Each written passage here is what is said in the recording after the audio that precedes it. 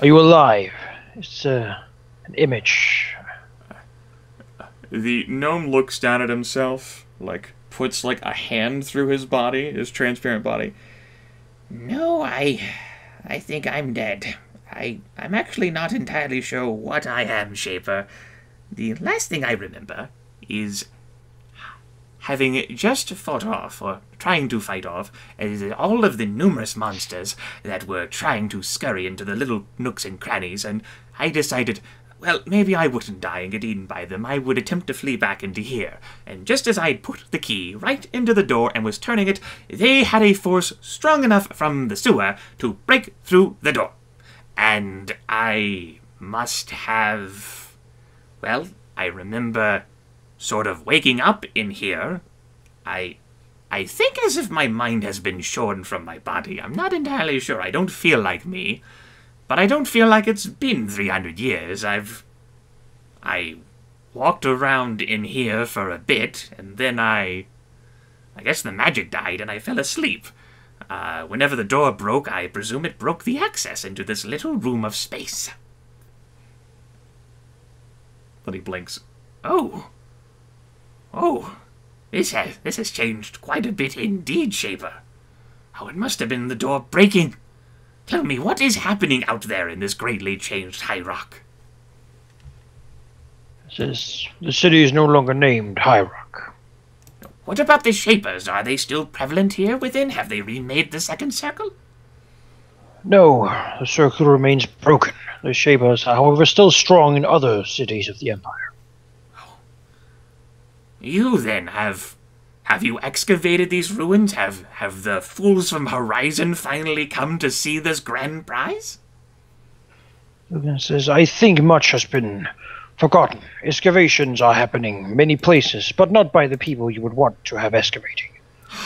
I have come here and now found this place, and your message, and I could not wait to, well, do what you requested of me. You are certainly a Shaper indeed, although you have a different air about you. And, well, I suppose first off, congratulations on having... I do believe that door was very much destroyed. You managed to shape the door and reinstill the magic within it so that you could get in here. Truly, you are the Shaper I had hoped for with my last words. You see, slight smile and says, I appreciate it. It did take me more than a day to do. More than... less than 2 days? The transparent figure scrutinizes Dwohurim. Perhaps. No, well, I get ahead of myself. And really, I can't remember much anyway. The whole experience of death and being ripped apart from my body into this existence in which I'm not entirely sure what is, has been rather unsettling for me. Good thing I didn't have to live out all of the 300 years standing here in this room. Sure nods. You can certainly agree to that. Be rather maddening. So, you spoke of a great gift. Something that needed to be hidden. Yes. Accessible within here, or rather it was. I think whenever the door was broken, that residual magical effects combined with the pollution of outside and all of the other manners of horridness that has undoubtedly leaked in from the Iron Sea has created all manners of distasteful and unsavory effects within this extra-dimensional space containing the grand gifts that were meant for the Shapers that we recovered from the ruins of Giroth. Now, I presume that you are not on your own, or there are other Shapers with you? That means it's not Shapers, but companions that I can trust. Well, we are an assortment of different talents. The gnome, well, attempts to look around you, and then stops and chuckles. I suppose I can do this. and he actually looks through Dwohurim, putting his head through Dwohurim's torso, and looking at the door. Give him a wave back. Come on now, all of you. Come in. If you help the Shaper out, come in. I forgot I was bloody muted. Like, Tempus was like about to say like, so we're not going as Fargus just walks in, watches Fargus, think he's safe. I guess we're safe then.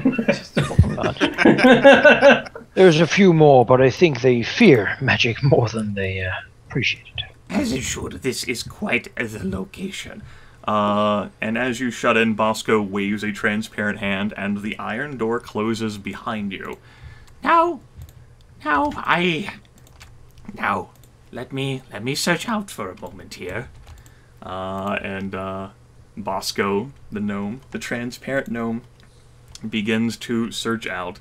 And in the process of searching out, assume that you folks are are still within this void area. However, I am going to reveal a new map for you folks to come to called the Iron Door. Oh god. Yes. I'm just gonna load this because this might be. Oh fuck. Yes, I want you folks to get through the process of loading the Iron Door while we have this conversation. let's see. I have been trapped in here. Now, normally this was here and oh my. Oh, the blue is here. Oh, that explains everything. Everything is all in tatters and that stupid sorcerer's bitch. I hate dragons. Hate dragons. Hate dragons. Hate dragons. He begins pacing manically. Hate dragons. Not only the blue, the red has arrived here just as well. Oh, that behemoth, that doesn't matter. That explains why everything is all corrupt and nothing should be here, as it has been properly laid out, all of the gifts and everything. What must have happened is that... Now, I can probably turn this appropriately. And, Bosco lifts his transparent hands and begins to twist them in the air. And there's a little sense of vertigo as if you think that maybe the floor is moving beneath you, but there's no real sense of perspective because there's no ceiling or wall, it's all black. Let me spin it here. Okay, there we are. Everything on the wall and ceiling looks exactly the same. Right. So, I think, let me reach out here. Okay. So, Shaper, and your companions, I hope you're capable. If you're looking for the gifts, and you should be, because the ruins of Giroth contained so much, and what we witnessed was absolutely amazing and incredible, and we were looking to preserve it and record it, and it was going to help so much with everything. I was getting a promotion, and my wife was really going to love me and accept me back into her home after I spilled all the pipeweed. But the problem ended up being that right now it seems as if residual magic seeped into the extra-dimensional space, and it has taken form and shape of its own.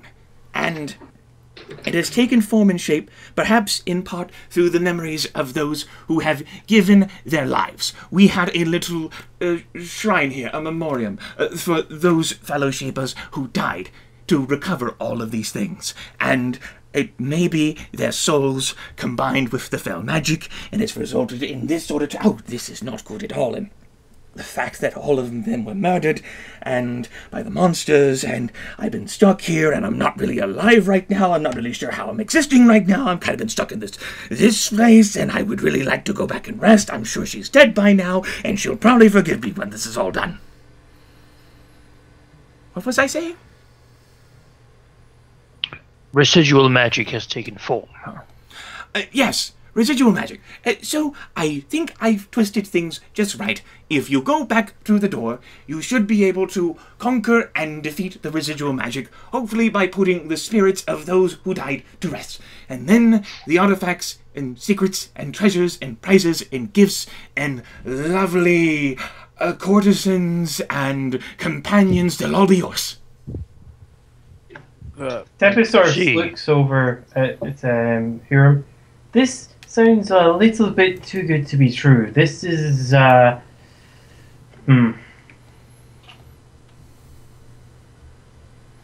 interesting. Look at you thinking things are interesting. How about that? The transparent figure hovers over.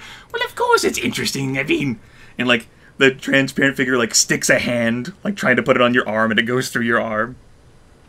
Oh, what have we here? The arm twists. Ooh. Oh, how about you? The body like slowly edges into Tempus. Oh, look at you're not. No, you're not human at all. Oh, this is quite. Oh my! What a Tempus like just lifts a hand, crosses one over his chest and the other rubbing his temples. Well, oh, you might even be more interested than the fellow shaper here. What is your name, by the way? The Bosco pokes his head out to look at Dwohurim. Tempus. Not you, the shaper. Is Dwohurim Harsca. Dwohurim Harsca. Yes, your mechanical companion here might be just as interested, if not more so, than the secrets of Giroth. Did you get him out of I have looked at him for quite a bit, but he is hard to examine while alive, and I do prefer him in that state. Oh, I wasn't going to. I don't think I could even harm anyone while I'm in this state.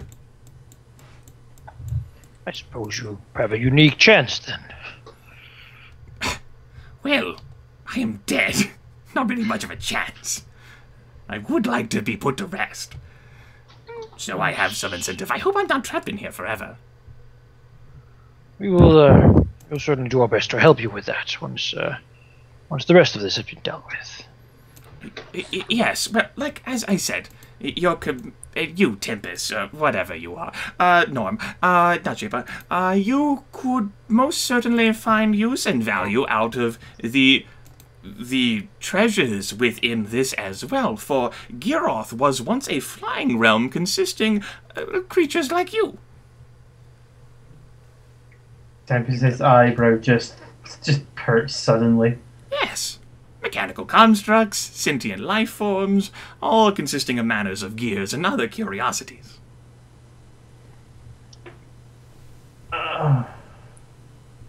Joy. I'm out of memory.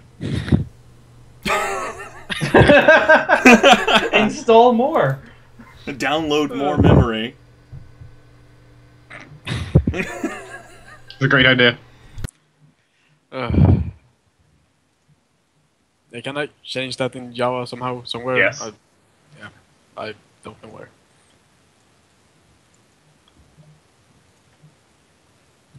Doesn't know where. Well, you can change that. filing. Whenever you like launch, whenever you like use like the launcher thing to like open up MapTool, you can adjust like how much memory that you're putting, devoting into Java. All right. I get the distinct feeling I may need to do that too because I'm at max. Oh, I'm chilling out here. I'm fine. 247 megs out of 247 megs. Yeah, it was. 273 out of 600. Yep. Oh, wow. Yep. Problem? Yes. Like 12 error messages. Oh no, mine's are still coming up. Yep. I don't have any error messages yet. Neither do I. I'm good. No, I'm at a comfortable 240. I'm at 300, but that's like half of it. Yeah, I'm pretty good on memory right now. I think I just passed 240 error messages. I think I'm gonna. I think I'm gonna need you to disconnect me. All right. Tempus passes out. Tempus passes out under like the weight of everything. Sure. Nope. Yep. That works. It works. In front of his eyes, just arrows just pop might out. like want to restart MapTool. That's interesting too. In that this isn't like the map that you folks had in the Living Dungeon is far bigger than this. Yeah, this thing like was loaded and like really quickly for me. Maybe we have some of the assets already loaded, Dark. So I they're did. not I had temporary. 75 already loaded, but I changed it to a gig, so. Do you just write in 1024 and that's it? Yeah. Cool. Yeah, well. I don't remember exactly how much I have with my stack sizes as well, but hopefully that you folks should manage. So yes, Bosco says that. Yeah, so are you sure we can trust this guy? Go him. John says, oh, the only other way except for going through the door is to jump over the side here. I suppose you're right. We don't have much of a choice. Oh, the Boscon says, you're probably a memory as well. Image yourself. I might be, perhaps due to the fact that I was inserting the key just to open the door to this realm. While the door was being destroyed, it might have created some sort of magical imprint upon this area. Perhaps. I suppose I'm content enough to know that I'm not a spirit and I am in fact dead. It is an interesting philosophical situation, but that'll have to wait for another time. We always were practical wizards. Yes, certainly not like those foolish sorcerers. I know. Bosco looks over, grinning at Leon. He already realised it. Leon is going to try not to give him a reaction, though he probably did twitch like. We'll walk back towards the iron door. Okay. Looking for his friends too.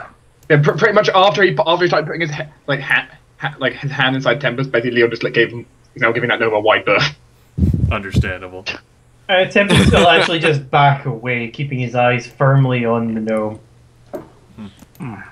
Would be interesting to see what's inside of Leon. All this haunted flesh. I don't. Well, I suppose we open the door. Alright, the door opens, revealing certainly not the basement out of which you left. I know the house set. I hope we can get back later. Look, we're trapped in crap. This appears to be a small, narrow passageway. A ceiling begins basically right after the door, a little over 3 meters in height, 10 feet. So small, narrow, cramped passageway, like a hallway. Not dusty at all, but doesn't really look like it's been used, ever. Leads down a small staircase into very narrow, cavernous passages. Along the walls here are softly, dimly glowing crystals, emitting the light of which their crystal is colored. Do we have a pickaxe? It's racist, Fargus. What? I think we should stay close together.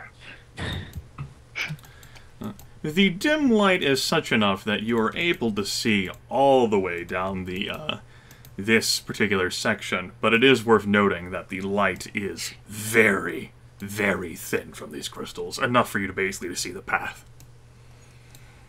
Okay, so Leon will probably have his own lighting surrounding him. The air come in here. Smells certainly cleaner than what it did in Dragon Hall. Come to think of it, the air doesn't really have any odor that you can properly assess to it, other than the odor of yourselves and your companions. Like Dwohurim being infused with magic down in a basement for 36 hours. Yeah. Let's continue looking for this path here.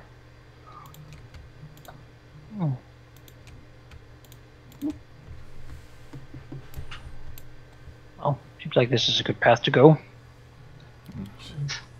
Tempus will keep firmly on the flank with Hurim.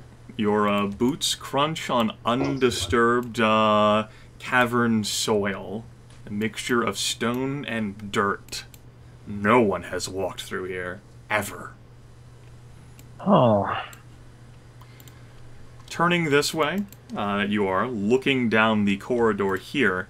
Appears to be a small pool of some kind with an inscription which says "Light your way." The pool, however, does not contain water. The substance at this distance from the very dim light appears to be thick and black. Oh, can use a light spell cantrip. Putting it on the tip of the staff as you sort of looks down here. Looking down Nearing here the pool. reveals that, a bridgeway that you can't see all the way over. Oh, we'll certainly go to the pool. Okay. It's almost like a tar-like substance. Dwohurim looking at it and familiar with alchemical stuff, reasons that this is very flammable. Oh. Has anyone brought torches? If you need a fire, I have another way. No, we need to bring it with us. Yes, it is.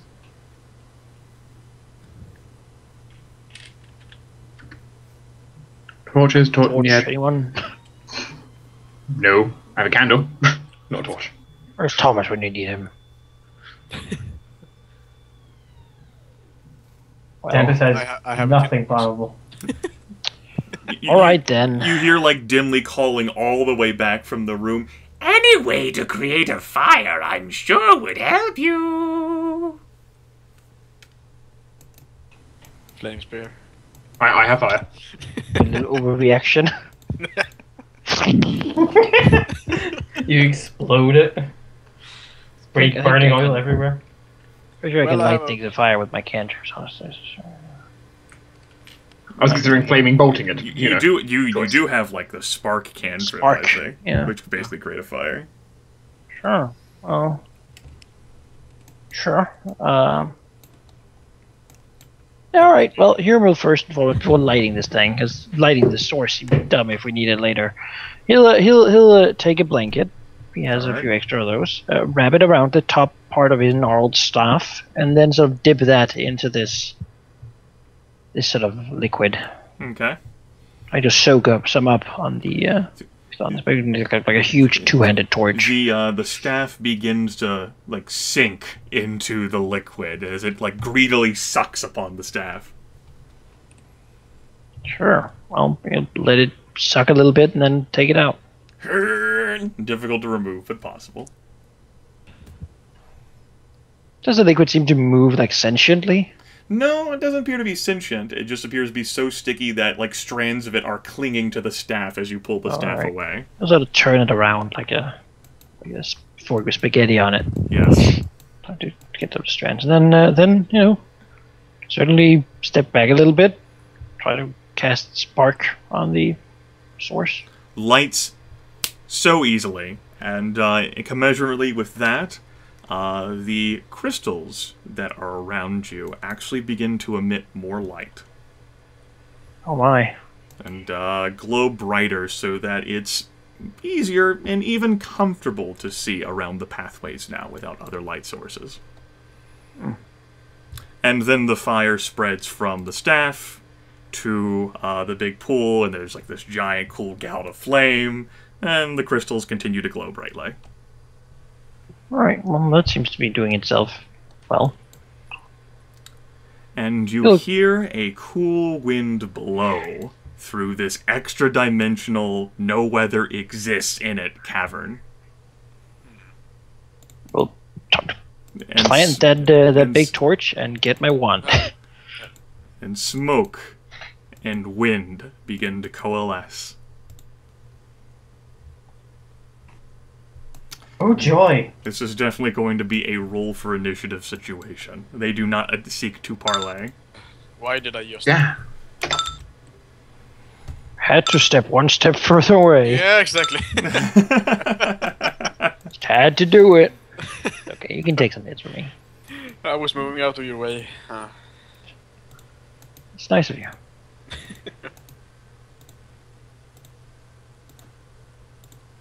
Sure, all the humans will get to act first anyway. I'll describe the smoke devils. This creature appears as a swirling mass of choking pollutant collected into roughly humanoid form, supplemented by a compact pair of curved horns.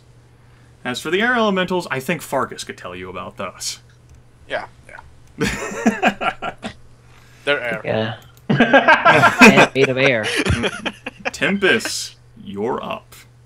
Alright. Well, I get the feeling I'm going to be attacking this smoke devil down here then. Okay. Go for it. Let's go. Oh, and let's go for the bleeding strike. All right. 20 plus 5 plus 4. Not dollar. 4. Oh. You do manage to hit the creature. As a matter of fact, that's even a critical hit. Oh. Yeah. So it is. It's already even. Also, I'm not sorted in the initiative for some reason.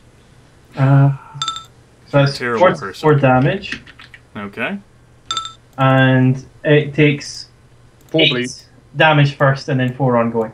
Okay, you have managed to stagger the creature with that blow. And go ahead and give me a description with that, as you are effectively stabbing smoke. And Tempus just sees the creatures and figures they're not friendly.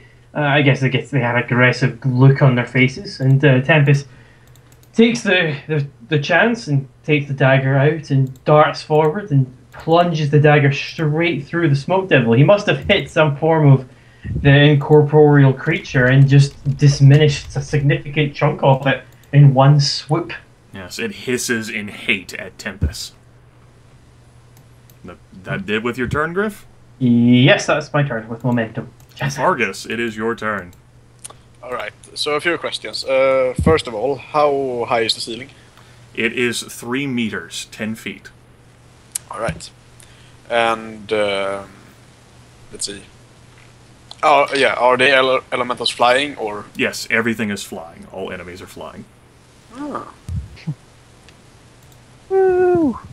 Holiday! What do you know? But I guess I'm gonna cast Ruination first, actually. Okay. Seeing as I'm in the middle right now. Alright. So I will go ahead and do that. That is enough just to hit. That's good. Shockwave travels through the tunnels. Yeah. Yes. So everyone takes 15 damage. Everyone. Everyone. Yes. Including Fargus. 15 damage for everyone. Like No, that. Fargus, come! No, my momentum! I mean, that wouldn't hit our best magic defense.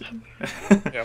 No, 19 versus mental defense certainly hits you. Oh, that's true. Alright. Better. What else with your turn? Move to here. Fall back! Fall back! Alright, like it. Yeah, I'm not gonna cast. Well, it might be fun to use it, actually. Let's see what it does. The I can cast the spider climb, so I can climb around the walls and stuff. You could, yeah. This is a cavernous area. Let's see. Smoke Devil is this Smoke Devil's turn.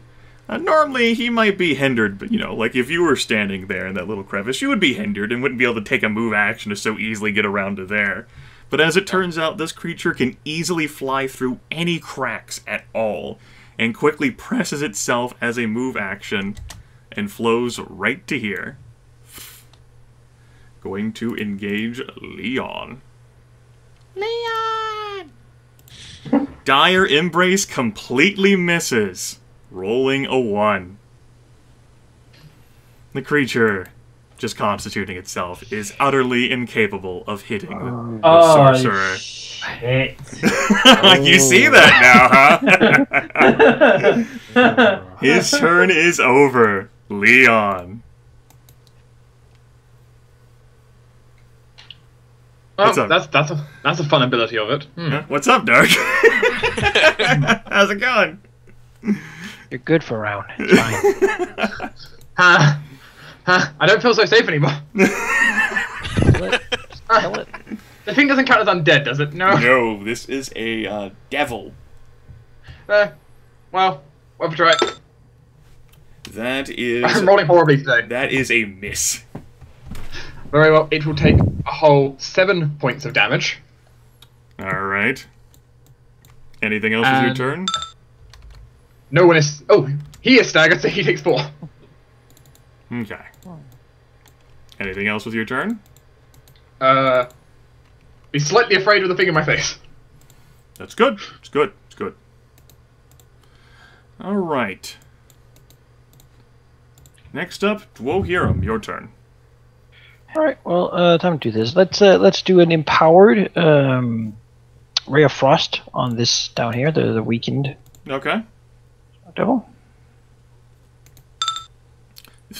That's a 1. So Empowered. All right. This is the first time you've rolled evocation. Rolled an evocation miss with a 1. I'm gonna say that you would take a quarter of the damage then. quarter of the damage. A quarter Yes. of 22. And we'll round down. 5. Well, you empowered it, so that's like, it's not. Yeah. It's 33 points of damage, right? And then you just quarter that, which is like 8. Sure. I'll take the 8 damage. As Waste the feedback usage. from the evocation basically freezes Dwohurim's own muscles.